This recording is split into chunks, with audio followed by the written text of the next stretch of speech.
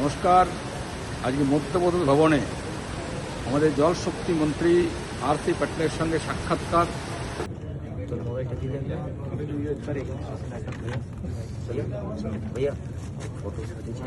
অত্যন্ত গুরুত্বপূর্ণ বিষয় নিয়ে আলোচনা। দুর্গাপুর সহ সারা বাংলার যে দামোদর নদীতে ড্রেজিং, বিশেষ করে দুর্গাপুরে দামোদর নদীর উপরে দীর্ঘদিন ধরে আমরা আন্দোলন করছি, লড়াই করেছি, বহুবার ছেড়ে দিয়েছি ড্রেজিংকে তাড়াতাড়ি করার জন্য। আর জলশক্তি মন্ত্রী সাহেবকে চিঠি দিয়ে পরে দ্রুত যেন সমাধান হয়, তাড়াতাড়ি কাজ যেন শুরু হয়।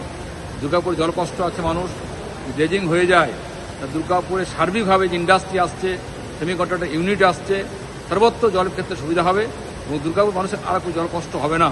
সঙ্গে সঙ্গে ইন্ডাস্ট্রি সুবিধা এবং সামান্য জল হলেই যে বন্যা হয়ে যায় এবং সামান্য বৃষ্টি না হলে যে খরা হয়ে যায়, এই যে অবস্থা ছিল, তাই দুর্গাপুর দামোদর ঘাটকে ড্রেজিং করার জন্য চিঠি দেওয়া আগেও দিয়েছি, আজও দিলাম। তিনি আশ্বস্ত করেছেন ইমিডিয়েটলি দুর্গাপুর দামোদর ঘাটের ড্রেজিংয়ের জন্য যে বন্দোবস্ত করেছেন, চিঠি এসছে, খুব শীঘ্রই এখানে কাজ শুরু হবে আশ্বস্ত করেছেন। আমরা খুশি। এই ড্রেজিং হওয়ার ফলে দুর্গা মানুষের জল কষ্ট হবে না, ইন্ডাস্ট্রি সুবিধা হবে, মানুষের সুবিধা হবে।